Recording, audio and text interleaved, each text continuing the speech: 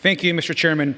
Now, I rise today to defund Donald Trump's ineffective and harmful border wall and to restore the critical funding which actually helps immigrants in our country. Now, this is also very personal to me. I immigrated to this country as a small child, and I love our country for all it has provided me and my family. Now, the day I raised my right hand and swore an oath to become a citizen was the proudest day of my life. We know that immigrants love this country. In fact, some of the most patriotic people in this country are immigrants. And we know that immigrants make our communities stronger and safer. Now, we should all agree that we need an orderly process at the border. Democrats and Republicans can agree. We need real asylum protected and funded. We also need legal pathways to provide an orderly system for people who want to come here and build better lives. I want to thank President Biden on his recent executive order to keep 500,000 families together by allowing members that are undocumented to marry their American citizen husband and wives. That's real leadership and real progress on this issue. And Democrats can agree that we need border security, but that actually comes from technology, smart strategies, giving Border Patrol agents what they need, not from a pointless wall that we know does not work. Now, here are some facts. If you come here to the U.S. and make a legitimate asylum claim, you have a right to stay here while your claim is being heard. Now, my colleagues in the majority may not like this, but it's actually the law of the United States. Now, while you wait for your claim to be heard, you may also need some help. And we know people that come here are oftentimes vulnerable. They're sick, they're hungry, they're fleeing persecution. What happened to being a good human being and helping people and doing the most good? Communities and nonprofits that provide shelter and aid are key partners to border security, and they let our border agencies focus on actually keeping us safe. Now, Republicans want to defund local governments and nonprofits. This bill ignores even what the gospel teaches us. It ignores that our brothers and sisters who are tired, poor, hungry, and sick should not be left behind, but helped and given some type of love and support. Now, if this Republican bill were to become law, it would cause chaos and suffering in border communities and interior cities across our nation. Before coming to Congress, I was the mayor of Long Beach for 8 years. We actually sheltered over 1,500 migrant children in our convention center, and I know firsthand how important it is for local organizations and local cities to get support. I'm offering this amendment to restore $700 million in funding to local governments and nonprofit organizations by eliminating the unnecessary border wall and deportation funding increases. Wasn't Mexico supposed to pay for the wall? Isn't that what the former president kept claiming?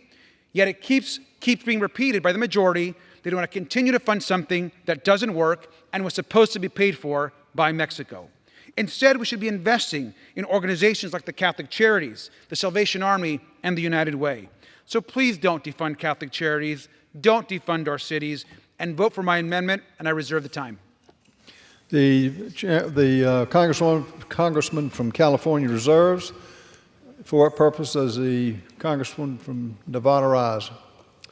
Thank you, Mr. Chair. I claim time in opposition. Agreed to for 5 minutes. The Shelter Services Program is a failed program. It does nothing but facilitate the administration's self-created policy crisis on our border. It's interesting to hear the discussions in terms of, now that they're here, we should do something, and skip over the whole issue of what's happened in the last 36 months.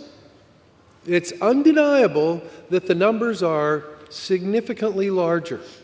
And once you're here, then it's like, well, we got to focus on what we do.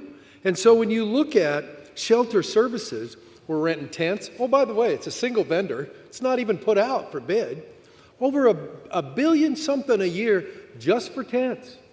And so while it's nice to talk about we should be good stewards of whoever happens to show up, to ignore the how did they come to be here in such massive numbers in the last 36 months, to me, it is a bit, and you can fill in the blank.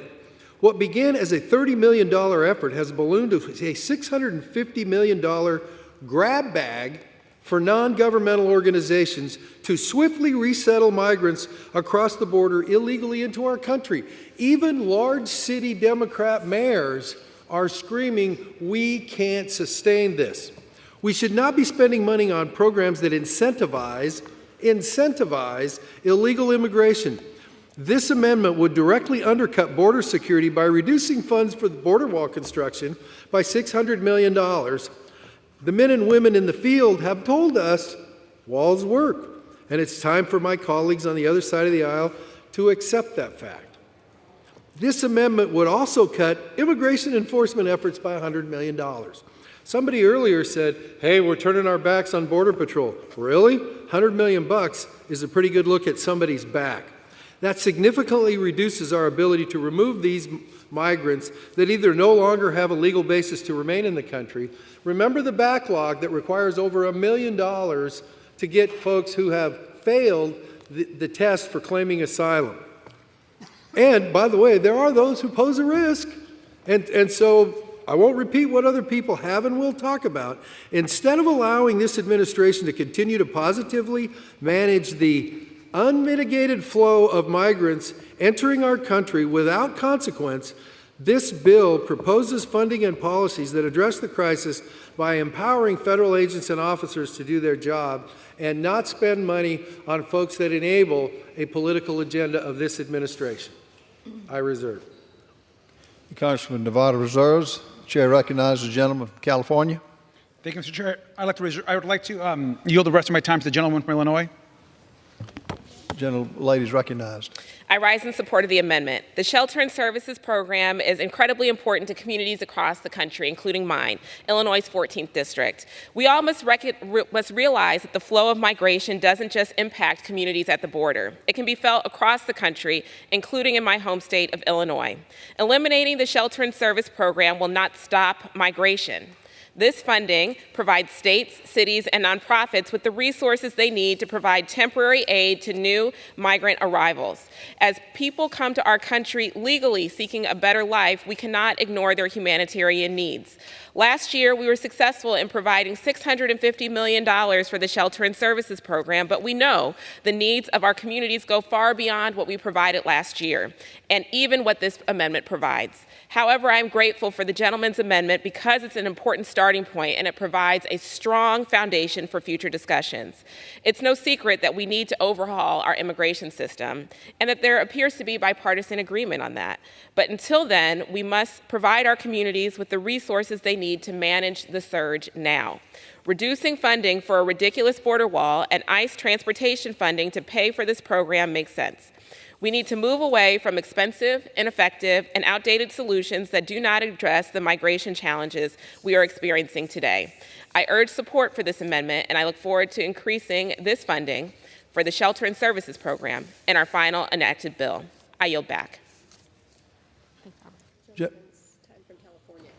Gentleman's time for California has expired. The gentleman is recognized from Nevada. Thank you, Mr. Chairman. Clearly, this is one of the differences between the two sides of the aisle. This amendment is a double whammy. It weakens the border through lack of physical investment, physical improvement, capital improvement, and it strengthens, and I agree with what my colleague from Illinois said, they can't handle it with the present levels of funding with what's coming across the border. The last thing we need to do is try to put more money into dealing with self-imposed impacts that are avoidable. I urge opposition to the amendment. Gentleman from